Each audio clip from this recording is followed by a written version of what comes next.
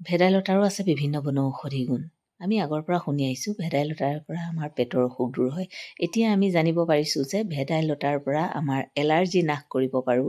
বাত বিষ, আমাৰ যিবিলাক গাঁঠিয়ে গাঁঠিয়ে বিষ হয়, গাৰ যিকোনো বিষ আমি আচলতে ভেদাইলতাৰ পৰাই আৰোগ্য লাভ কৰিব পাৰোঁ। ভেদাইলতা আমি যদি কণ্টিনিউৱাছলি 15 দিন বা 1 মাহ দিন যদি আমি কৰিব পাৰোঁ, চাটনি কৰি খাওঁ, নহৰু দিব লাগিব লগত, নহৰুৰ লগত চাটনি কৰোঁ, নহৰুৰ লগত তৰকাৰী বনাই খাওঁ, বিভিন্ন প্ৰকাৰে যদি আপুনি খাব পাৰে, তেতিয়াহ'লে আপোনাৰ যিবিলাক গাঁঠিয়ে গাঁঠিয়ে বিষ হয়, বাত বিষৰ, পুৰণি বাত বিষৰ সমস্যাও আচলতে নিৰাময় হয়।